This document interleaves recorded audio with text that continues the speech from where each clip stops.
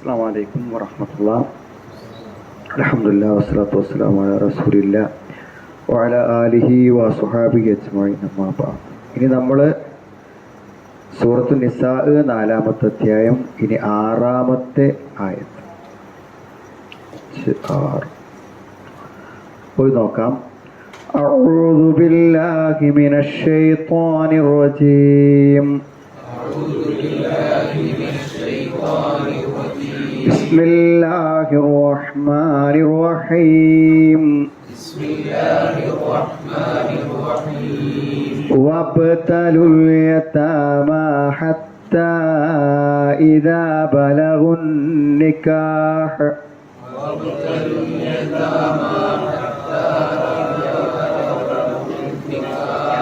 حتى إذا بلغوا النكاح فإن آنستم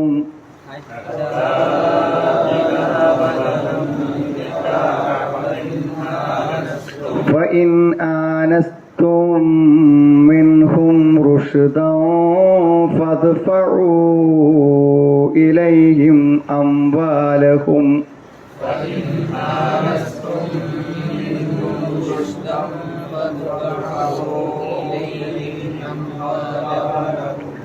فادفعوا إليهم أموالهم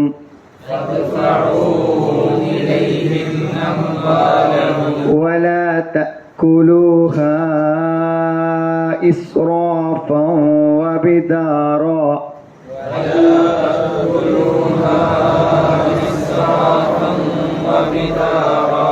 إسرافا وبدارا أن يكبروا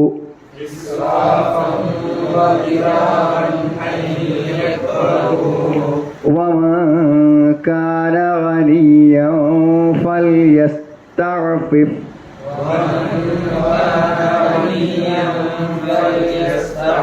ومن كان فقيرا فليأكل بالمعروف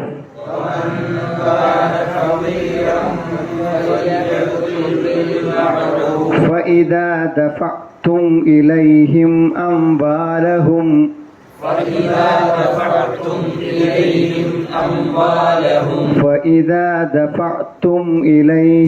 أموالهم فأشهدوا عليهم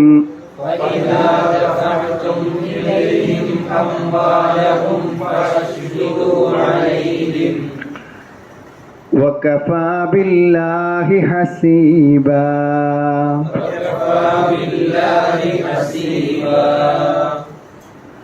للرجال نصيب مما ترك الوالدان والأقربون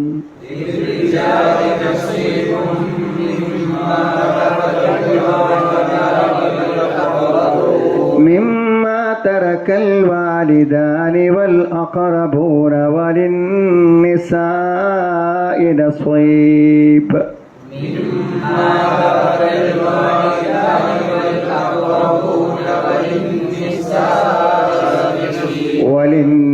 وللنساء نصيب مما ترك الوالدان والأقربون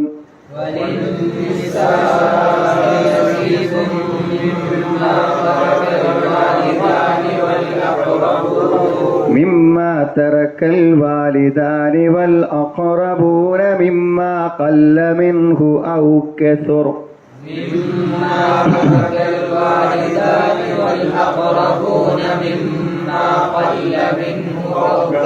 مما قل منه أو كثر نصيبا مفروضا.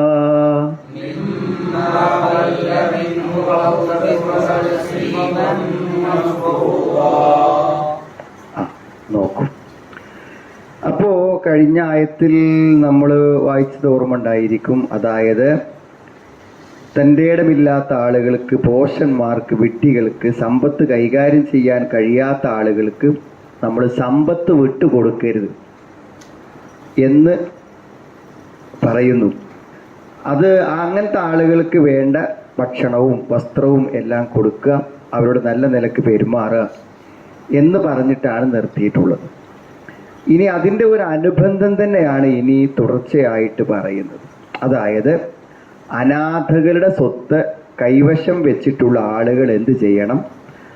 അവർക്ക് ആ സമ്പത്ത് പ്രായപൂർത്തിയാകുമ്പോൾ തിരിച്ചു നൽകണം എന്നതാണ്. അപ്പം ഇതിലൊരു പൊതു തത്വം നമ്മൾ ഇന്ന് മനസ്സിലാക്കാൻ പോകുന്ന ഒരു പൊതു തത്വം, തൻ്റെ ഇടമുള്ളവരെ പണം കൈകാര്യം ചെയ്യാൻ പാടുള്ളൂ എന്നുള്ളതാണ്. സാമ്പത്തിക വിനിമയത്തിൽ ഏറ്റവും അധികം അബദ്ധങ്ങൾ സംഭവിക്കുന്നതാണ് നമ്മുടെ എല്ലാം ജീവിതത്തിൻ്റെ ഏറ്റവും വലിയ ദുരന്തം. ഇന്നൊരാൾ എഴുതിയ ഒരു കഥയുടെ സാരം അതിൽ പറയണത് അതാണ്. വിവാഹം കഴിഞ്ഞ് എന്ത് ചെയ്തു വെച്ചാൽ, വിവാഹം കഴിഞ്ഞ ഉടനെ അയാൾ ജീവിക്കാൻ നിവർത്തില്ലായിട്ട് ഗൾഫ് പോകാൻ തീരുമാനിച്ചു. അപ്പോൾ അവിടെ അയാൾ സൗദിയിൽ 500 റിയാലിന് ആണ് പണി കിട്ടിയൊരു ഹൗസ് ഡ്രൈവറായിട്ട്. അപ്പോൾ പോണ സമയത്ത് അയാളുടെ വൈഫ് വളരെ വിഷമം പ്രകടിപ്പിച്ചു. വിവാഹം കഴിഞ്ഞ് ഉടനെയാണ് പോക്ക്. പറഞ്ഞു, ഞാൻ 2 വർഷം ഒരു വീട് വെക്കും, പോരും. പക്ഷെ അവിടെ ചെന്നു അയാൾ ഏകദേശം 15 വർഷത്തിലേറെ അവിടെ നിന്നു. അതുകൊണ്ടൊന്നും അയാൾക്ക് വീടുണ്ടാക്കാൻ പറ്റിയില്ല. വീടുണ്ടാക്കാൻ വേണ്ടി ഒരുങ്ങിയപ്പോൾ എന്ത് ചെയ്തു വെച്ചാൽ, വളരെ കുറഞ്ഞൊരു സംഖ്യക്ക് വീടുണ്ടാക്കാൻ തീരുമാനിച്ചപ്പോൾ നാട്ടുകാരും എൻജിനീയർമാരും കോൺട്രാക്ടർമാരും ഒക്കെ പാടെ കൂടി ഭയങ്കര വീട് ആക്കി. പിന്നെ ആ വീട്ടാൻ പറ്റാത്ത കടമായി. ടെൻഷനായി. ഭാര്യ മരിച്ചു. പിന്നെ മക്കളൊക്കെ വിവാഹം കഴിച്ച് ഓരോ വഴിക്ക് പോയി. അവസാനം അയാളും ഗൾഫിൽ നിന്ന് മരിച്ച് നാട്ടിലേക്ക് എത്തിയതാണ്. അപ്പോൾ സത്യത്തിൽ അയാൾ സാമ്പത്തികമായി ഞാൻ എവിടെ പോകണം, ഞാൻ എങ്ങനെ സമ്പാദിക്കണം, എൻ്റെ കുടുംബത്തിന് എങ്ങനെ ഉപയോഗിക്കണം, ഞാൻ എന്ത് ചെലവഴിക്കണം, എൻ്റെ വരുമാനം എന്ത്, ഇതൊക്കെ വളരെ വലിയ കാഴ്ചപ്പാട്. ഈ കാഴ്ചപ്പാടുകൾ ഇല്ലാത്ത ആളുകൾക്ക് ഈ സമൂഹത്തിൻ്റെ മനുഷ്യരാശിയുടെ മൊത്തം നിലനിൽപ്പിൻ്റെ ആധാരമായിട്ടുള്ള പണം, അതൊരു രാഷ്ട്ര തലവന്മാരായാലും ആരാണെങ്കിലും പണം കൈകാര്യം ചെയ്യുക എന്നതിന് എന്തുണ്ട്, ഇസ്ലാം വളരെ വലിയ പ്രാധാന്യം നൽകിയിട്ടുണ്ട്. അപ്പം അതെന്താണ്? അത് പണം ചെലവഴിക്കുന്നിടത്തുള്ള തൻ്റെ ഇടമെന്ന് പറഞ്ഞാൽ എന്താണ്? ഒന്ന്, മതപരമായ നിയമങ്ങൾ അറിയണം എന്നാണ് ഇമാം ഷാഫി റഹ്മത്തുള്ളാഹി പോലെ ആൾക്കാർ പറഞ്ഞത്. അതിലുപരി എല്ലാവരും പൊതുവായി പറഞ്ഞ കാര്യം, എവിടെ ചെലവഴിക്കാൻ പാടില്ല, എവിടെ ചെലവഴിക്കണം എന്നതിനെക്കുറിച്ച് വളരെ വ്യക്തമായ കാഴ്ചപ്പാട് വേണം. അപ്പം നമുക്കൊക്കെ തന്നെ നമ്മുടെ ജീവിതത്തിൽ നമ്മുടെ കയ്യിലൊക്കെ വന്ന പണം നമുക്ക് കിട്ടിയ തോതനുസരിച്ച് നമ്മൾ പ്രയോജനപ്പെടുത്തിയോ, അതോ അബദ്ധമായ ചില ആഗ്രഹങ്ങളും സങ്കല്പങ്ങളും വിചാരങ്ങളും ഒക്കെ നമ്മുടെ സമ്പത്തിന് നമുക്ക് നഷ്ടപ്പെടുത്തിയോ എന്നൊക്കെ നമ്മൾ വളരെ ഗൗരവത്തോടെ ആലോചിക്കേണ്ട കാര്യമാണ്. കഴിഞ്ഞ ക്ലാസ് പറഞ്ഞ നിങ്ങൾക്ക് ഓർമ്മ ഉണ്ടാവും, എൻ്റെ പൈസ അല്ലേ എനിക്ക് ചിലവാക്കിക്കൂടെ? ആ ചോദ്യത്തിന് അർത്ഥം, നമ്മുടെ പൈസ അല്ല, പൈസ എല്ലാവരുതുമാണ്, പണം എല്ലാവരുടേതുമാണ്. അതായത് നമ്മളൊരു ദൂർത്ത് കാണിക്കുമ്പോൾ അത് മറ്റൊരുത്തൻ്റെ അവകാശങ്ങളെയോ അവൻ്റെ ജീവിതത്തെയോ അത് പ്രതികൂലമായി ബാധിക്കുന്നുണ്ട്. അതുകൊണ്ടാണ് പ്രായപൂർത്തി എത്തി തൻ്റെ ഇടമുണ്ട് എന്ന് ഉറപ്പ് വരുത്തി മാത്രമേ അവൻ്റെ ധനം അവന് കൊടുക്കാൻ പറ്റുള്ളൂ. ഈ കൊടുക്കുന്നത് ആരെ പൈസ? അനാഥ കുട്ടിൻ്റെ സ്വത്ത് അവന് കൊടുക്കണമെങ്കിൽ അവൻ എന്തായിരിക്കണം? അത് കൈകാര്യം ചെയ്യാൻ തൻ്റെ ഇടമുണ്ടോ എന്ന്. എങ്ങനെയാണ് കൈകാര്യം ചെയ്യാൻ തൻ്റെ ഇടമുണ്ടോ എന്ന് പരിശോധിക്കുക. അപ്പം അവൻ എന്ത് ചെയ്യാം? ഇടയ്ക്കിടയ്ക്കൊക്കെ കുറച്ച് പൈസ കൊടുത്തു നോക്കുക. അങ്ങനെ കൊടുത്തിട്ട് അവൻ്റെ ഒരു ബുദ്ധി നിലവാരത്തിനനുസരിച്ച് അതിന് സൂക്ഷ്മത പാലിക്കാനും അത് സേവ് ചെയ്യാനും സൂക്ഷിച്ചു വെക്കാനും ഒക്കെ അതിനൊക്കെയുള്ള അവൻ്റെ ഒരു അർഹത പരിശോധിക്കണം. എന്നിട്ട് അവൻ്റെ സ്വത്ത് അവന് കൊടുക്കാൻ പറ്റുമെന്നാണ്. അത് നിങ്ങൾ എന്തുകൊണ്ടാണ് ആ സ്വത്ത് അന്യാധീനപ്പെട്ടു പോവാൻ പാടില്ല. അപ്പോൾ നമ്മളൊക്കെ ശ്രദ്ധിക്കേണ്ട കാര്യമാണ്, നമ്മുടെ പണം ചെലവഴിക്കുന്നിടത്ത് എൻ്റെ പൈസ അല്ലേ, എനിക്കിപ്പോൾ എങ്ങനെ ചെലവാക്കിക്കൂടെ എന്ന ചോദ്യത്തിന് എന്തില്ല, യാതൊരു പ്രസക്തിയുമില്ല എന്ന് നമ്മൾ മനസ്സിലാക്കണം. നമുക്ക് ചെലവാക്കാം, നമുക്ക് അവകാശമൊക്കെ ഉണ്ട്. പക്ഷേ പണം എന്നതിൻ്റെ ഒരു മൂല്യമുണ്ട്. ആ മൂല്യം പരിഗണിക്കാതെ ചെലവാക്കാൻ പണത്തിൻ്റെ ഉടമസ്ഥനും അവകാശമില്ല. അങ്ങനെ ഉണ്ടെങ്കിൽ അവൻ്റെ പൈസ അല്ല, എന്തെങ്കിലും കാണിച്ചോട്ടെ വെച്ചാൽ പോരെ, അവൻ കൊടുത്തൂടെ? അവനെ പരിശോധിച്ച് പണം കൊടുക്കാൻ പറ്റുമോ എന്നൊക്കെ ചിന്തിച്ച് പഠിച്ചിട്ടേ അവന് കൊടുക്കാൻ പറ്റുള്ളൂ എന്ന് പറയുമ്പോൾ പണത്തിന് അത്രയും മൂല്യമുണ്ട്. അപ്പോൾ അത് കൊടുക്കുമ്പോൾ എന്ത് ചെയ്യണം? അങ്ങനെ വേണം. എന്നാൽ ഇത് സൂക്ഷിച്ചു വെക്കുന്ന ആളെ എന്ത് ചെയ്യാൻ പാടില്ല, അതിന് ദുരുപയോഗപ്പെടുത്താൻ പാടില്ല. അയാൾ ആവശ്യത്തിന് അതിന് ചെലവഴിക്കാമെന്ന് പറഞ്ഞാലും പരമാവധി പരിശുദ്ധി പാലിച്ചുകൊണ്ടാണ് മുന്നോട്ട് പോകേണ്ടതെന്ന്. പിന്നെ നമുക്കിന്ന് വരുന്ന ഭാഗം അനന്തരാവകാശം. അനന്തരാവകാശം എന്ന് പറയുമ്പോൾ ഈ ജാഹിലിയ കാലഘട്ടത്തിലൊക്കെ എങ്ങനെയാ വിചാരിച്ചാൽ കുട്ടികൾ, സ്ത്രീകൾ ഇവർക്കൊന്നും അവകാശം കൊടുക്കൂല. അപ്പോൾ നല്ല ആരോഗ്യമുള്ള ചെറുപ്പക്കാരായ ആളുകൾ പറയും തരും, യുദ്ധം ചെയ്യാൻ കഴിവുള്ളവർക്ക് അനന്തരാവകാശത്തിന് അർഹതയുള്ളതാണ് ജാഹിലിയ സംഘം. അതുകൊണ്ട് ദുർബലന്മാരായ ആളുകൾക്കൊന്നും പണത്തിന് അവകാശമില്ല, ഓൽക്കൊന്നും കൊടുക്കൂല. ഈ സമ്പ്രദായങ്ങളെ മാറ്റിയെടുക്കാൻ വേണ്ടിയിട്ടാണ് എന്തായത് ഇസ്ലാം കൃത്യമായ ഓഹരി വിഹിതങ്ങൾ എല്ലാവർക്കും നിശ്ചയിച്ചു. ഇസ്ലാമിൻ്റെ അനന്തരാവകാശ നിയമങ്ങൾ എന്ന് പറഞ്ഞാൽ അത് അത്രയും കൃത്യതയും ശാസ്ത്രീയവുമായിട്ടുള്ള കാര്യങ്ങളാണ്. അതുകൊണ്ട് തന്നെ അള്ളാഹു ഒരാൾക്ക് നിശ്ചയിച്ച വിഹിതം അതിലേതെങ്കിലും നിലക്ക് നമ്മൾ കൈകടത്തുന്നതോ ആ അവകാശം കൊടുക്കാതിരിക്കുന്നതോ വളരെ ഗുരുതരമായിട്ടുള്ള തെറ്റാണ്. ഞാൻ കഴിഞ്ഞ പ്രാവശ്യം പറഞ്ഞു, നമ്മൾ ഒരാൾ മരിച്ചാൽ മാത്രമേ അയാൾ സ്വത്തിൽ അവകാശമുള്ളൂ. എനിക്ക് എത്ര സ്വത്തുണ്ടെങ്കിലും എൻ്റെ മക്കൾക്കോ മറ്റുള്ളവർക്കോ ഒന്നും അതിൽ അവകാശമില്ല. എപ്പോഴും അവകാശം ഉണ്ടാവുള്ളൂ? ആ സ്വത്തിൻ്റെ ഉടമസ്ഥത എന്നിൽ നിന്ന് മാറുമ്പോൾ, ആ സ്വത്തിൻ്റെ ഉടമസ്ഥത ഞാൻ മരിക്കുമ്പോൾ എൻ്റെ സ്വത്തിൻ്റെ ഉടമസ്ഥ എനിക്ക് നഷ്ടപ്പെട്ടു, അപ്പം മാത്രമേ അവർ അവകാശികളാവുന്നുള്ളൂ. അതിന് മുന്നേ കൊടുക്കാൻ പറ്റുമോ വെച്ചാൽ കൊടുക്കുക, പക്ഷെ അവരാരും എന്തല്ല എൻ്റെ സ്വത്തിൻ്റെ അവകാശികളാണ്. പിന്നെ ഇനിയും മരിച്ചതിനൊരു അവകാശികളാവുമോ? മരിച്ചിട്ട് അവർ അവകാശികളാകണമെങ്കിൽ എന്ത് വേണം? ആദ്യം എൻ്റെ മയ്യത്ത് മറവ് ചെയ്യാനുള്ള ചെലവ് എടുക്കണം. ആ ചെലവ് അവർക്ക് അവകാശപ്പെട്ടതാണോ? അല്ല, അത് കഴിച്ചിട്ടേ അവർക്ക് അവകാശപ്പെട്ടു. ഇനി എനിക്ക് എന്തെങ്കിലും കടമുണ്ട്, ആ കടമെങ്ങാനും നിർവഹിക്കാതെ എൻ്റെ സ്വത്ത് ഓഹരി വെച്ചാൽ അവർ നിഷിദ്ധമാണ് കൈവശപ്പെക്കുന്നത്. എനിക്ക് വീട്ടാനുള്ള മുഴുവൻ കടവും വീട്ടിയിട്ട് മാത്രമേ അവർക്ക് എന്ത് ചെയ്യാൻ പറ്റുള്ളൂ. പിന്നെ വസിയത്ത്, ആർക്കെങ്കിലും വസിയത്തായിട്ട് നമ്മൾ പറഞ്ഞിട്ടുണ്ടെങ്കിൽ, അനന്തരാവകാശിക്കില്ല, മറ്റാർക്കെങ്കിലും പറഞ്ഞിട്ടുണ്ടെങ്കിൽ ആ വസിയത്ത് നിർവഹിക്കണം. ഇത് കൊടുക്കാതെ ഒരാളെ സമ്പത്ത് ഉപയോഗിക്കുകയാണെങ്കിൽ അയാൾ നിഷിദ്ധമായതാണ് എന്ത് ചെയ്യണത്, ഭക്ഷിക്കുന്നത് എന്നാണ് പണ്ഡിതന്മാർ പറയുന്നത്. അത്ര കണിശത അതിലുണ്ട്. അത് എന്ത് ചെയ്യണം? അർഹതപ്പെട്ടവർക്ക് അർഹതപ്പെട്ട തോതിൽ കൊടുക്കുക എന്നുള്ളത് നിർബന്ധമായിട്ടുള്ള കാര്യമാണ്. ഇനി നോക്കൂ, വബുത്തരുൽ യതാമ. ഇബ്തിലാ എന്ന് പറഞ്ഞാൽ ഇഖ്തിബാർ, ഇംതിഹാന് എന്നൊക്കെ പറയും. പരീക്ഷിക്കുക, പരിശോധിക്കുക. അവിടെ വബുത്തരുൽ യതാമ, അനാഥകളെ നിങ്ങൾ പരീക്ഷിച്ചു നോക്കണം. എങ്ങനെ പരീക്ഷിച്ച് നോക്കുക എന്ന് ചോദിച്ചാൽ എന്ത് ചെയ്യണം? ആ അനാഥക്ക് എന്ത് ചെയ്യുക? എന്തെങ്കിലുമൊക്കെ പിന്നെ എന്ത് ചെയ്യും? എന്തെങ്കിലും കുറച്ച് സമ്പത്ത് അവർ കൊടുക്കുക. എന്നിട്ട് അവൻ എന്ത് ചെയ്യാണ്? അതെങ്ങനെ ചെലവഴിക്കുന്നു എന്ന് നോക്കുക. അത് ശരിയായ രൂപത്തിൽ ചെലവഴിക്കുന്നുണ്ടെങ്കിൽ അവന് കൊടുക്കാം. ഹത്താ ഇദാ ബലഗു നിക്കാഹ്, എന്ത്? അവർക്ക് വിവാഹപ്രായമെത്തിയാൽ. അപ്പോൾ വിവാഹപ്രായം എത്തിക്കഴിഞ്ഞാൽ എന്ത് ചെയ്യണം? അവർക്ക് തൻ്റെ ഇടമുണ്ട് എന്ന് മനസ്സിലായി കഴിഞ്ഞാൽ എന്ത് ചെയ്യണം? അവരുടെ സമ്പത്ത് കൊടുക്കണം. അപ്പോൾ ആദ്യത്തെ കാര്യം എന്താണ്? അനാഥകളെ പരീക്ഷിച്ച് നോക്കുക. അങ്ങനെ അവർക്ക് വിവാഹപ്രായം എത്തിക്കഴിഞ്ഞാൽ എന്ത് ചെയ്യണം? അവർക്ക് ആ തൻ്റെ ഇടമുണ്ട് എന്ന് ബോധ്യപ്പെട്ടാലാണ് അവരുടെ സമ്പത്ത് അവർക്ക് നൽകേണ്ടത് എന്നാണ്. ഹത്താ ഇത് ഇവിടെ ബലഗു നിക്കാഹ് എന്ന് പറഞ്ഞാൽ എന്താണ്? വിവാഹപ്രായം എത്തുക. ഇവിടെ പ്രായപൂർത്തിയാവുക എന്നതിന് പകരം ഇവിടെ ഉപയോഗിച്ചത് എന്താണ്? വിവാഹപ്രായം എത്തുക. കാരണം വിവാഹപ്രായം എത്തുമ്പോഴാണ്, പ്രായപൂർത്തിയാകുമ്പോഴാണ് ഒരാൾ ആരാവുന്നത്? വിവാഹിതനാകുന്നത്. അതുകൊണ്ട് പ്രായപൂർത്തിയാവുക എന്നതിന് പകരം ഇവിടെ എന്തുപയോഗിച്ചു? വിവാഹപ്രായം എത്തുക എന്ന്. പ്രായപൂർത്തി കണക്കാക്കാൻ എന്ത് ചെയ്യാണ്? ആർത്തവത്തിൻ്റെ സമയം സ്ത്രീകളെ സംബന്ധിച്ചിടത്തോളം പരിഗണിക്കും. അതേപോലെ തന്നെ 15 വയസ്സ് എന്ന് പുരുഷനെ സംബന്ധിച്ചിടത്തോളം പറഞ്ഞിട്ടുണ്ട്. അതേപോലെ തന്നെ മറ്റു പല അടയാളങ്ങളും ലക്ഷണങ്ങളൊക്കെ എന്തുണ്ട്? അതിൻ്റെ പല മാനദണ്ഡങ്ങൾ, അപ്പോൾ ഖുർആൻ്റെ അടിസ്ഥാനത്തിൽ തന്നെ പല മാനദണ്ഡങ്ങൾ പറഞ്ഞിട്ടുണ്ട്.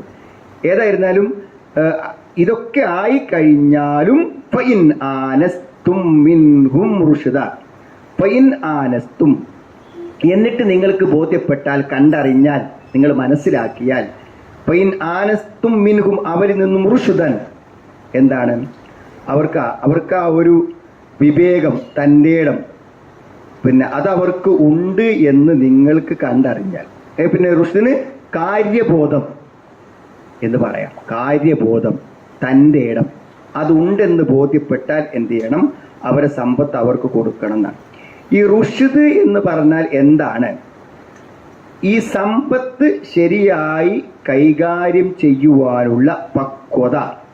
അത് മതപരമായി സമ്പത്തിനെ കുറിച്ചുള്ള അറിവാവാം, അതല്ലെങ്കിൽ എവിടെ ചെലവഴിക്കണം, എവിടെ ചെലവഴിക്കേണ്ടതില്ല എന്നതിനെക്കുറിച്ചൊക്കെ കൃത്യമായ ബോധം അവർക്കുണ്ടാവണം എന്നുള്ളതാണ്.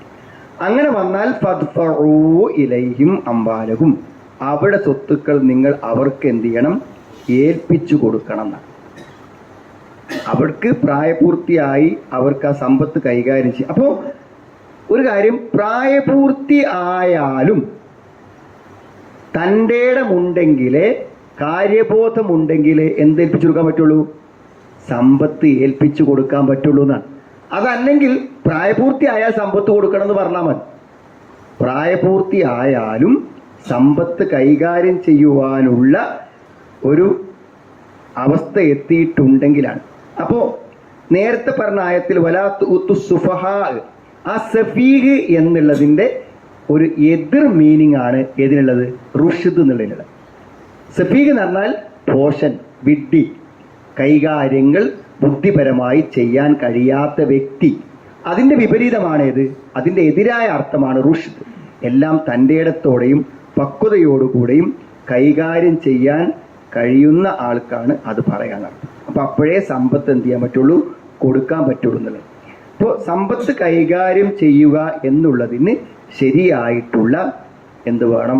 തൻ്റെ ഇടവും കാര്യബോധവും വേണം. അപ്പൊ കാര്യബോധമില്ലാത്ത ഒരാൾ, ഈ വിഷയമൊക്കെ മാറ്റി നിർത്തിയിട്ട് നമുക്ക് പറയാം, കാര്യബോധമില്ലാത്ത ഒരാൾ പണം കൈകാര്യം ചെയ്യാൻ പാടില്ല. പണം കൈകാര്യം ചെയ്യുന്ന ആളുകൾ ആ പണം വളരെ കൃത്യതയോടെയാണോ കൈകാര്യം ചെയ്യുന്നതെന്ന് ഉറപ്പ് വരുത്താൻ നമ്മൾ പണത്തിൻ്റെ ഉടമസ്ഥനാണെങ്കിലും നമുക്ക് ബാധ്യതയുണ്ട് എന്ന് കൂടെ നമുക്കിതിൽ നിന്ന് എന്ത് ചെയ്യാൻ പറ്റും? മനസ്സിലാക്കാൻ പറ്റുന്നതാണ്. പിന്നെന്താ വേണത്? വലാ തഅ്കുലൂഹാ ഇസ്റാഫൻ വബിദാറൻ അൻ യക്ബറൂ. വലാ തഅ്കുലൂഹാ, നിങ്ങൾ അതെന്ത് ചെയ്യരുത്? ഭക്ഷിക്കരുത്. വലാ തഅ്കുലൂഹാ, നിങ്ങളത് തിന്നരുത്. ശരിക്ക് ആ സമ്പത്ത് തിന്ന മാത്രമല്ല, വ്യത്യസ്തമായിട്ടുള്ള ഉപയോഗങ്ങൾക്ക് അനാഥന്റെ സ്വത്താവുമ്പോൾ അതിനെന്ത് ചെയ്യുക? കടം കൊടുക്കാന്ന് പറഞ്ഞ അഭിപ്രായക്കാരുണ്ട്. അതിനെ പരിപോഷിപ്പിക്കാൻ വേണ്ടിയിട്ട് അത് ഇൻവെസ്റ്റ് ചെയ്യാന്ന് പറഞ്ഞ ആൾക്കാരുണ്ട്. ഈ കർമ്മശാസ്ത്രത്തിൽ വ്യത്യസ്തങ്ങളായ അഭിപ്രായങ്ങൾ ഉള്ള ഒരു കാര്യമാണത്. പക്ഷെ അതിനെല്ലാം ഇവിടെ ഖുർആൻ ഉപയോഗിച്ച പദം എന്താണ്? വല തഅ്കുലൂഹ, നിങ്ങൾ അതെന്ത് ചെയ്യരുത്? ഭക്ഷിക്കരുത് എന്നാണ്. ഇസ്രാഫൻ, ഇസ്രാഫ് എന്ന മുജാവസത്തുൽ ഹദ്, അതായത് അതിൻ്റെ ശരിയായ പരിധിക്കപ്പുറത്തേക്ക് നിങ്ങൾ എന്ത് ചെയ്യരുത്? ഇത് അമിതമായി ഇസ്രാഫ്. ഇസ്രാഫ് എന്ന് പറഞ്ഞാൽ അമിത വ്യയം എന്നാണ് പറയാം. വലതിലെ ഇതാ അംഫക്കൂലം യുസ്രിഫു വലം യക്തുർ.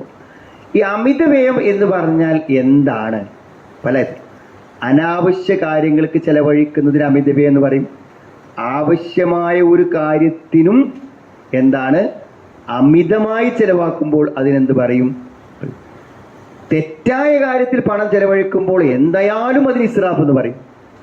തെറ്റായ ഒരു കാര്യത്തിനാൾ പണം ചെലവഴിക്കുമ്പോൾ എന്തായാലും അതിനെന്ത് ചെയ്യും? ഇസ്രാഫ് എന്ന് പറയും.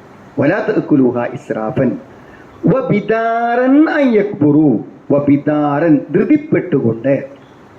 ബിദാർ എന്നാൽ ധൃതിപ്പെടാം. അതായത് ഐ യക്ബറു, അവർ വലുതാകുമെന്ന്, അവർ വലുതായി വന്നാൽ ഈ സ്വത്തൊക്കെ അവർക്ക് കൊടുക്കേണ്ടേരോലോ എന്ന് വിചാരിച്ചിട്ട് എന്ത് ചെയ്യാം? അത് ധൃതിപ്പെട്ട് തിന്നുകളയാം, വേഗത്തിൽ തീർക്കാം. ഇവൻ വലുതാവുമ്പോഴേക്കിന് ഇതുമൊന്ന് കിട്ടണതൊക്കെ എന്ത് ചെയ്യാം? കൈവശപ്പെടുത്താം എന്ന് വിചാരിച്ച് ധൃതിപ്പെട്ടുകൊണ്ട് ആ സമ്പത്ത് ചെലവഴിക്കുവാൻ വേണ്ടി ശ്രമിക്കുക. അതാണ് വലാ തഅ്കുലൂഹ. വലാ തഅ്കുലൂഹ ഇസ്രാഫൻ എന്ന് പറഞ്ഞാൽ മുജാവസത്തൻ ലിൽ ഹദ്ദിൽ ഹലാൽ അല്ലദി അബാഹുല്ലാഹു ലക്കും മിൻ അംവാലിക്കും. അള്ളാഹ് അനുവദിച്ചതിൻ്റെ അപ്പുറത്തേക്ക് എന്ത് ചെയ്യുക? ചെലവഴിക്കുക. എന്നിട്ട് ഹറാം ആയ അവസ്ഥയിലേക്ക് എത്തുക. വലാ തഅ്കുലൂഹ ഫി ഹാരി സിഗരിഹിം, അവർ ചെറിയ കുട്ടികളാവുമ്പോൾ നിങ്ങൾ അവർക്ക് എന്ത് ചെയ്യുക, തിന്നു തീർക്കാം. എന്തിന്? നിങ്ങളിൽ നിന്ന് അവർക്കത് തിരിച്ചു വാങ്ങാൻ അവസരം കിട്ടാത്ത വിധത്തിലൊക്കെ തീർക്കാൻ വേണ്ടി. അത് നിങ്ങൾ എന്ത് ചെയ്യാൻ പറ്റില്ല. തുബാദിറൂന ബിദാലിക അൻ യക്ബറൂ, അവർ വലുതാകുമെന്ന് വിചാരിച്ച് നിങ്ങൾ എന്ത് ചെയ്യാം, ധൃതിപ്പെട്ടുകൊണ്ട് അതൊക്കെ തീർക്കാൻ വേണ്ടി ശ്രമിക്കാം. ഇതൊന്നും നിങ്ങൾ എന്ത് ചെയ്യാൻ പാടില്ല, ചെയ്യാൻ പാടില്ല. വമൻ കാന ഗനിയ്യൻ ഫൽയസ്തഅഫിഫ് വമൻ കാന ഗനിയ്യൻ ഫൽയസ്തഅഫിഫ്. ഇനി ഈ അനാഥന്റെ സ്വത്ത് സംരക്ഷിക്കുന്ന വ്യക്തി അയാൾ എന്താണ്? അയാൾ സമ്പന്നനാണെങ്കിൽ, ധനികനായിരുന്നാൽ ഫൽയസ്തഅഫിഫ്, അവൻ അത് ഉപയോഗിക്കാതെ മാന്യത പാലിച്ചു കൊടുക്കണം. ഇഫത്ത്, അതിനൊന്നും കൊടുക്കാതെ നമുക്ക് ജീവിക്കാൻ പാകം ഉണ്ടല്ലോ, പിന്നെ ഇതിനെ നമ്മൾ അവരത് തിന്നണ്. അപ്പൊ അങ്ങനത്തെ ആളുകൾ എന്ത് ചെയ്യണ്ട, അനാഥനെ സംരക്ഷിക്കുകയാണെങ്കിൽ അനാഥനെ തിന്നാലോ എന്ന് വിചാരിച്ച് തിന്നേണ്ട കാര്യമില്ല. പരമാവധി എന്താ നല്ലത് അറിയോ? നമ്മൾ എന്തെങ്കിലും പൊതു കാര്യങ്ങൾ കൈകാര്യം ചെയ്യുമ്പോൾ നമ്മുടെ അടിസ്ഥാനപരമായി എടുക്കാവുന്ന വിഹിതവും നമ്മൾ എടുക്കാതെ സൂക്ഷിക്കുന്നതാണ് ഏറ്റവും നമുക്ക് നല്ലത്. നമ്മളെ കൊണ്ട് പറ്റുന്നുണ്ടെങ്കിൽ നമ്മൾ എന്ത് ചെയ്യുക, എടുക്കാതെക്ക. കാരണം എടുക്കുമ്പോൾ അത് എടുക്കാൻ അർഹത ഉണ്ടോ ഇല്ലയോ എന്ന് എന്ത് ചെയ്യണം, അത് അത്ര ഉണ്ടോ അതിനേക്കാളുണ്ടോ എന്നൊക്കെ നമുക്ക് കൃത്യത വേണ്ടേ. അപ്പൊ കഴിയുന്നതും എന്ത് ചെയ്യുക, അത് ചെയ്യാതെക്കലാണ് എപ്പോഴും നല്ലത്. പൊതു കാര്യങ്ങളിലൊക്കെ നമ്മൾ സമ്പത്ത് ചെലവഴിക്കുന്നത് തീരുമാനിക്കുമ്പോൾ നമ്മൾ വളരെ കൃത്യതയോടെ തീരുമാനിക്കണം. അപ്പൊ ചില ആളുകൾ എന്താ വെച്ചാൽ അവരെന്തെങ്കിലും സാധനം വാങ്ങുകയാണെങ്കിൽ 100 കൊട്ടേഷനും പരിചയമുള്ള സ്ഥലമൊക്കെ നോക്കി കുറച്ച് വെക്കും. പൊതു സ്വത്തുക്കളാണെങ്കിൽ എന്ത് ചെയ്യും, പൊതു സ്വത്തുക്കളാണെങ്കിൽ എവിടുന്നാ കിട്ടുന്നത്, ആർക്കാ നമ്മളെ വക ലാഭം വാങ്ങിക്കൊടുക്കാൻ പറ്റുക, ആർക്കാ നമ്മളെ ഈ കച്ചവടം വേറൊരാൾക്ക് പിടിച്ചു കൊടുക്കാൻ പറ്റുക എന്നൊക്കെ വിചാരിച്ചിട്ട് എന്ത് ചെയ്യാണ്, പൊതു സ്വത്തുക്കൾ കൈകാര്യം ചെയ്യുന്ന ആൾക്കാർ. അതുകൊണ്ടാണ് പലപ്പോഴും ഇങ്ങനത്തെ ടെൻഡർ വിളിക്കുമ്പോഴും സംഗതികളൊക്കെ എന്താണത്, നല്ല സാധനം കിട്ടാത്തതും ഓവർ വില വരുന്നതൊക്കെ എന്താണ്, അങ്ങനെ ആ സ്വത്തുക്കൾ കൈകാര്യം ചെയ്യുമ്പോൾ അതിൽ അതൊന്നും നോക്കണം. നമ്മളിനി കുറച്ച് പൈസ കൂടി വാങ്ങിയാലും പ്രശ്നമൊന്നുമില്ല. പക്ഷെ പുറത്തുനിന്നുള്ള സാധനങ്ങൾ നമ്മൾ എന്തിനെങ്കിലും വാങ്ങുമ്പോൾ എന്ത് ചെയ്യണം, അത് വളരെ ശ്രദ്ധിച്ചും വാങ്ങിയില്ലെങ്കിൽ എന്താ വെച്ചാൽ അതിനേക്കാളും വില കുറവുള്ള മറ്റൊരു സ്ഥലമുണ്ടെങ്കിലോ അതിനേക്കാളും ക്വാളിറ്റിയിൽ സാധനം കിട്ടാനുണ്ടെങ്കിലോ നമ്മൾ ആരായിത്തീരും, കുറ്റക്കാരാവും. ഗവൺമെന്റിൽ പോലും ഒരു സാധനം നമ്മൾ വാങ്ങുകയാണെങ്കിൽ 3 കൊട്ടേഷൻ വിളിച്ചിട്ട് അത് നോക്കിയിട്ട് നമ്മൾ വാങ്ങാൻ പാടുള്ളൂ എന്നാണ് പൊതുകാര്യത്തിന്റെ പൊതു നിയമങ്ങളിൽ അങ്ങനെ ഉണ്ട്. അപ്പൊ നമ്മളൊക്കെ എത്ര സൂക്ഷ്മത പാലിക്കണം. 2-3 ആളുകളോട് ചോദിക്കാതെ നമുക്കും ഒരു പൊതു കാര്യത്തിൽ എന്ത് ചെയ്യാൻ പറ്റൂല, തീരുമാനമെടുക്കാൻ പറ്റൂല. കാരണം നമുക്ക് രക്ഷപ്പെടണമെങ്കിൽ നമ്മൾ അങ്ങനെ തീരുമാനിക്കാൻ പറ്റൂ. അതുകൊണ്ട് എന്ത് കൈകാര്യം ചെയ്യുകയാണെങ്കിലും നമ്മൾ എന്ത് ചെയ്യണം, ആ സൂക്ഷ്മത പാലിക്കണം. വമൻ കാന ഗനിയ്യൻ ഫൽയസ്തഅഫിഫ്, അതുകൊണ്ട് ആരെങ്കിലും എന്താണ് സമ്പന്നനാണെങ്കിൽ അവൻ എന്ത് ചെയ്യണം, അവൻ അത് ഉപയോഗിക്കാതെ മാന്യത പാലിച്ചു കൊള്ളട്ടെ. വമൻ കാന ഫഖീറൻ ഫൽയകുൽ ബിൽ മഅറൂഫ്, എന്നാൽ ആരെങ്കിലും ദരിദ്രനാണെങ്കിലോ ഫൽയകുൽ ബിൽ മഅറൂഫ്, അവൻ മര്യാദ പ്രകാരം തിന്നുകൊള്ളട്ടെ എന്നാണ്. ഇപ്പൊ ഒരാള് ഈ ചെലവഴിക്കണതും എത്ര ചെലവഴിക്കണം എന്ന് തീരുമാനിക്കാൻ ഒരു മാനദണ്ഡമല്ല. അതുകൊണ്ട് ഇതിനൊരു കണക്കും പറഞ്ഞുതരാൻ പറ്റൂല. എങ്ങനെ പറഞ്ഞുതരാൻ പറ്റുക? ഇപ്പൊ ഒരു അനാഥ കുട്ടിന്റെ സ്വത്ത് കൈകാര്യം ചെയ്യുന്ന ആ വ്യക്തിന്റെ അവസ്ഥ ഉണ്ടാവുള്ളൂ.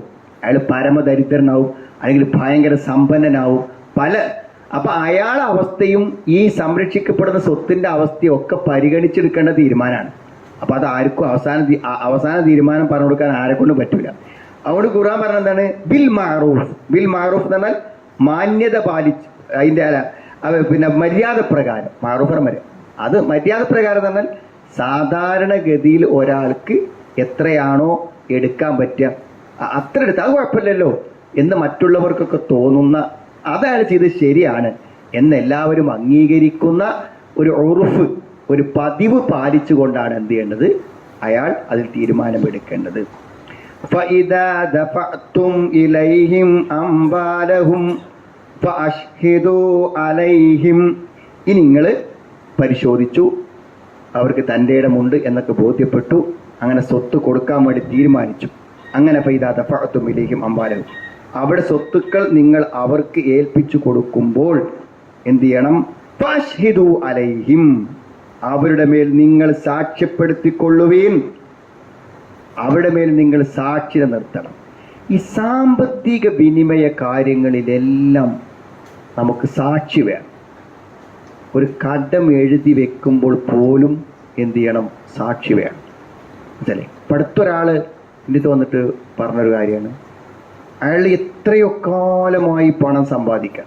അപ്പം അയാളുടെ ഒരു വീക്ക്നെസ്സാണ് എന്ത്? ബന്ധുക്കളോ കുടുംബങ്ങളോ ആരെങ്കിലുമൊക്കെ വന്നിട്ട് എന്ത് ചെയ്യും? പൈസ വെക്കും. അപ്പം അത് കടമായിട്ട് ചോദിക്കും. അപ്പോൾ അവർക്ക് 10 ലക്ഷം 15 ലക്ഷം ഒക്കെ കൊടുക്കും. അപ്പോൾ കൊടുക്കുമ്പോൾ അതൊക്കെ പരിചയക്കാരല്ലേ, ബന്ധുക്കളല്ലേ, അങ്ങനെ കൊടുക്കും.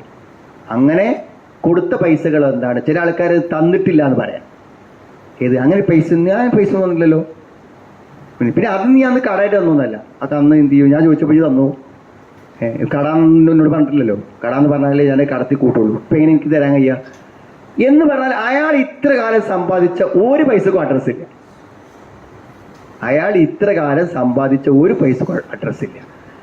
അപ്പോൾ ഒക്കെ കേട്ട് ഞാൻ അയാൾ പറഞ്ഞു വെച്ചാൽ, നിങ്ങൾ ഇനി അധ്വാനിച്ചിട്ടും കാര്യമില്ലാണ്, നിങ്ങൾ ഇനി അധ്വാനിച്ചിട്ടും കാര്യമില്ല. കാരണം ഇത് നിങ്ങളുടെ ഒരു പ്രകൃതിയാണ്.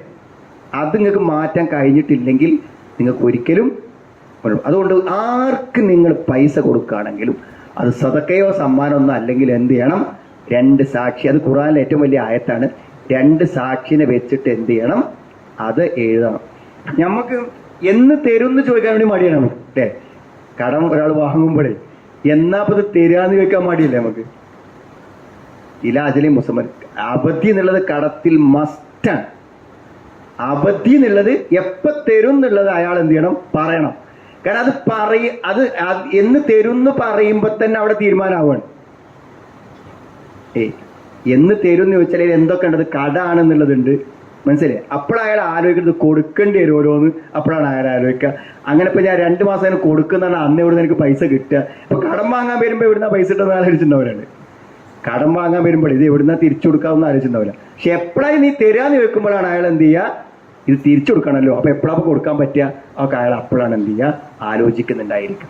അപ്പൊ ഇസ്ലാം എത്ര ഇതാണ്. ഇപ്പൊ ഞമ്മക്കാണെങ്കിൽ ഇപ്പോൾ എപ്പോഴാ തരാന്ന് ചോദിക്കുക, 2 സാക്ഷിയാന്നൊക്കെ പറയുകയാണെങ്കിൽ എന്താ അത്ര എന്നെ വിശ്വാസം? എന്നെ വിശ്വാസമല്ല ഉണ്ടല്ല, അത് എനിക്ക് കൂലിട്ടല്ല പരിപാടിയാണ്. എന്ത് സുന്നത്തായൊരു കാര്യമാണ്. അപ്പൊ നമ്മൾ എഴുതുകയാണെങ്കിൽ നമുക്ക് എന്തുണ്ടാവും? ഖുർആനിൽ പറഞ്ഞൊരു കാര്യം ഞാനും ചെയ്യല്ലേ, അപ്പൊ നമുക്കൊരു കൂലിട്ടൂലേ? ഇത് തരും എനിക്ക് ഉറപ്പാണ്, കടാന്ന് ഉറപ്പാണ്, നമുക്ക് ആരും സാക്ഷി പറയാം. പക്ഷെ ഇതൊക്കെ ഉണ്ടാക്കിയാൽ എന്തുണ്ട്? ഇസ്ലാമിൽ അതിനൊരു കൂലിയുണ്ട്, അതുകൊണ്ട് ചെയ്യാണ് എന്ന് പറഞ്ഞാൽ ആർക്കെങ്കിലും എന്തെങ്കിലും പറയാൻ പറ്റും? ഒന്നും പറയാൻ പറ്റില്ല. പക്ഷെ അതൊക്കെ നമുക്ക് എത്ര സുരക്ഷിതത്വം നൽകും എന്ന് നമ്മൾ എന്ത് ചെയ്യണം? ആലോചിക്കണം. ചിലപ്പോൾ നമ്മളെ കച്ചവടം കൊടുക്കുമ്പോൾ നമ്മൾ വെച്ചാൽ അന്ന് 2 ലക്ഷം കൊടുത്തത്, 2 ലക്ഷം ഒക്കെ തരും. പിന്നെ നമ്മൾ കട വീട്ടിൽ 2 ലക്ഷം ചെല്ലുമ്പോൾ പറയാണ്, ഞാനൊന്ന് കടമായിട്ട് തന്നല്ല, എൻ്റെ കച്ചവടത്തിൽ ഞാൻ ഷെയറാണ് മൊത്തത്തിൽ കൂട്ടിയിട്ട്. അപ്പൊ ഇത് ആ കടം വാങ്ങിയപ്പോൾ ഇപ്പം തീരുമാനിക്കേണ്ടതാണ് എന്ത്? ഇത് കട ആണോ ഷെയർ ആണോ എന്നൊക്കെ അന്ന് ചോദിക്കണേ. ചോദിക്കാതെ നിൽക്കണേ. അപ്പൊ ഞാൻ പറഞ്ഞതെന്ന് വെച്ചാല്, ഇയാളെ കച്ചവടം മെച്ചപ്പെടുകയാണെങ്കിൽ ഇവൻ എന്ത് പറയും? അത് ഷെയറാണ്. ഓനെ കച്ചവടം പൊളിഞ്ഞാലോ ഞാൻ കടാണ് വന്നാണ്. മനസ്സിലായി? ഒരാള് ഇതേമാതിരി ഇവിടെ വന്നു ഒരു വെള്ളിയാഴ്ച. അപ്പൊ അയാൾ വേറൊരാൾക്ക് അയാളൊരു ബിസിനസ് തുടങ്ങി. ആ ബിസിനസ് പെട്ടെന്ന് അടിച്ചു കയറി.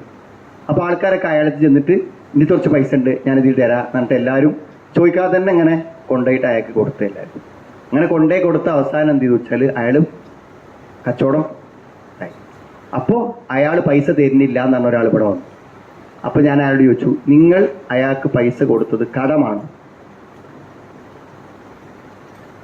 അല്ല, ഞാൻ ഷെയർ ആയിട്ടാണ് കൊടുത്തത്. ഷെയർ ആയിട്ടാണെങ്കിൽ നിങ്ങൾക്ക് ഇതുവരെ ലാഭം കിട്ടിയോ? കിട്ടി. എന്നാൽ ഇനി ഞാൻ ചോദിക്കാൻ പറ്റില്ല. അയാളെ പൈസ പോയിട്ടുണ്ടെങ്കിൽ ആ പൈസ നിങ്ങളതും കൂടെയാണ് പോയത്. അവിടെ നഷ്ടം നിങ്ങളും സഹിക്കണം, അയാളും സഹിക്കണം.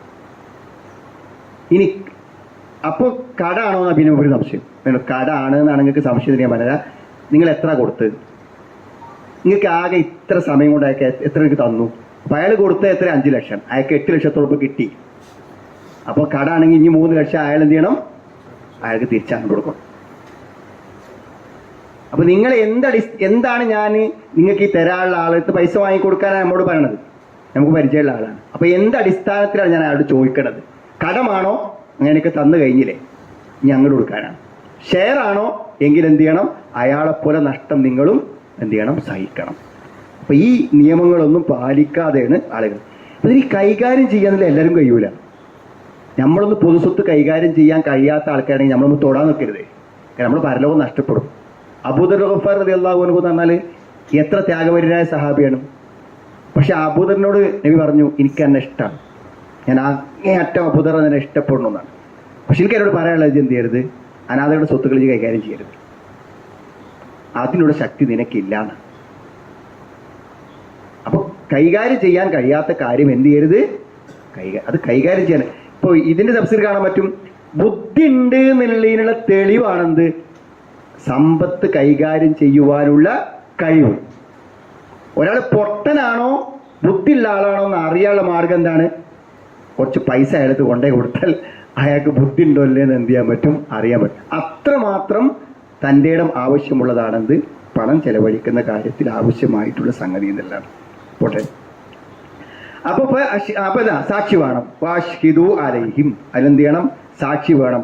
സാക്ഷി എന്ത് ചെയ്യണം, എന്തിനാ സാക്ഷി വെച്ചാൽ കുറച്ച് കാലം കഴിഞ്ഞാൽ അത്രയും നല്ല സ്വത്ത് ഉണ്ടായിരുന്നത് അതിൻ്റെ കുറച്ചേ നമുക്ക് തന്നിട്ടുള്ളൂ, ഇത് എൻ്റെ സ്വത്ത് ഇത്രയാണ് എന്നെ ഏൽപ്പിച്ച സംഗതി, അത് മുഴുവൻ നിനക്ക് കൈമാറുന്നുണ്ട്, അത് ഇത്ര ഞാൻ ബാങ്കിലെ അക്കൗണ്ടായിട്ട് തന്നു, ഇത്ര ഞാൻ ക്യാഷായി തന്നു, ഇത്ര സംഗതിയായി തന്നു എന്നുള്ളത് വേറെ രണ്ടാളെ വിളിച്ച് ബോധ്യപ്പെടുത്തിയിട്ട് എന്ത് ചെയ്യേണ്ടത്, സാക്ഷി നിർത്തിയിട്ടാണ് കൊടുക്കേണ്ടത് എന്നാണ്.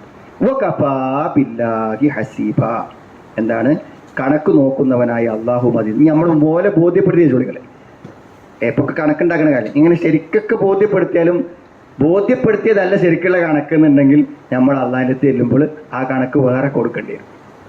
കണക്കൊക്കെ എഴുതി കൊടുക്കാൻ എളുപ്പമാണ്, പക്ഷെ ആ കൊടുക്കുന്ന കണക്ക് തൽക്കാലം നമുക്ക് രക്ഷപ്പെടാനും സേഫ് ആകാനും അത് മതിയാവും. പക്ഷെ അള്ളാഹുവിൻ്റെ അടുക്കൽ അത് സ്വന്തമല്ലെങ്കിൽ അവിടെ നമ്മൾ എന്ത് ചെയ്യേണ്ടി വരും, ശരിയായ കണക്ക് നമ്മൾ അവിടെ എന്ത് ചെയ്യേണ്ടി വരും, ബോധിപ്പിക്കേണ്ടി വരും എന്നാണ് അതിൻ്റെ അർത്ഥം. ഇപ്പം സമ്പത്ത് കൈകാര്യം ചെയ്യുന്നിടത്തും വിനിമയം ചെയ്യുന്നിടത്തുമുള്ള ധാരാളം ആശയങ്ങൾ നമുക്ക് നൽകുന്ന ഒരു സംഗതിയാണത്.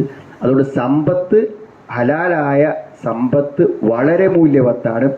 അതുകൊണ്ട് നമ്മൾ എന്ത് ചെയ്യണം, അത് കൈകാര്യം ചെയ്യുന്ന സമയത്ത് ഹുസ്നു തസറുഫ് ഫിൽ മാലി മിഅ്യാറുൻ, അതാണ് ധനത്തിലുള്ള കൈകാര്യത്തിനല്ല, അതെന്താണ്, ഒരു അളവുകോലാണെന്നാണ്. യുമയ്യസ് ബിഹി റഷീദുൽ ആഖിൽ, അതുകൊണ്ട് ബുദ്ധിയുള്ളവൻ ആരാന്ന് അതുകൊണ്ട് മനസ്സിലാക്കാം. മിനസ് സഫീഹിൽ ജാഹിൽ, ഒരു വിഡ്ഢിയിൽ നിന്നും ബുദ്ധിയുള്ളവനെ മനസ്സിലാക്കാൻ എന്താണ്, അൽ മാലു അമാനത്തുൽ അദീമ, ധനം എന്നുള്ളത് വലിയ ഒരു അമാനത്താണ്. അതുകൊണ്ട് ഇൻസാനി മാല യത്തീമിൻ, ഒരു യത്തീമിന്റെ ധനം ആരത്തെങ്കിലും ഏൽപ്പിക്കുകയാണെങ്കിൽ, ഔ സഫീഹിൽ, അല്ലെങ്കിൽ വിവരമില്ലാത്ത ഒരുത്തൻ്റെ കൊടുക്കുകയാണെങ്കിൽ, ഫൽയുഹ്സിൻ തസറുഫഹു ഫീഹി, അതിലുള്ള ക്രയവിക്രയം അവൻ നന്നാക്കട്ടെ എന്നാണ്. ഫലാ യംനഉ ഹഖ്കം മിൻഹു, അവൻ്റെ ഒരു അവകാശവും തടയാൻ പാടില്ല. എന്നാൽ അവൻ ആവശ്യമുള്ളത് അവർക്ക് ആവശ്യത്തിന് ചെലവഴിക്കാതിരിക്കാനും പാടില്ല. അങ്ങനത്തെ സൂക്ഷ്മത എന്ത് ചെയ്യണം, അതിൽ പാലിച്ചുകൊണ്ടാവണം അത് കൊടുക്കേണ്ടത് എന്നാണ് പറയുന്നത്. നോക്കാം, ഇനി അനന്തരാവകാശ നിയമങ്ങളുമായി ബന്ധപ്പെട്ടിട്ടുള്ള കാര്യങ്ങളാണ് പറയാൻ പോകുന്നത്. ഇപ്പോൾ 7 അതിന് തുടക്കം പറയുന്നുണ്ട്, 11 ആവുമ്പോൾ അത് പൂർണ്ണമായും വിശദീകരിക്കുന്നുണ്ട്. എടുത്തിരിക്കാം, ഓതി നോക്കാം. അഊദു ബില്ലാഹി മിനശ് ശൈത്വാനിർ റജീം.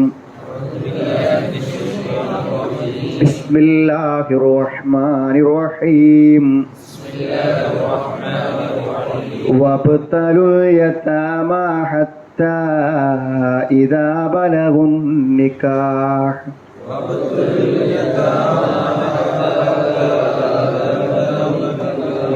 فإن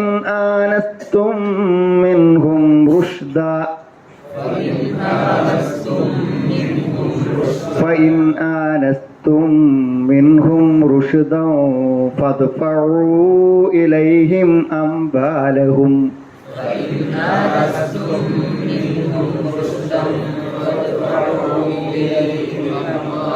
ولا تأكلوها إسرافا وبدارا أن يكبروا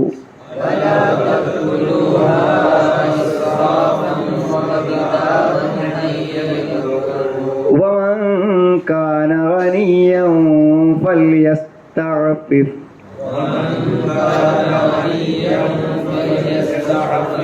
ومن كان فقيرا فليأكل بالمعروف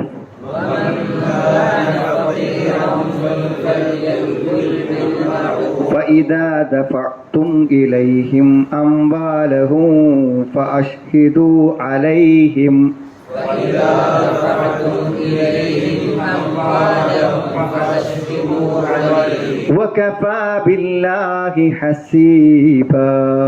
وكفى بالله حسيبا.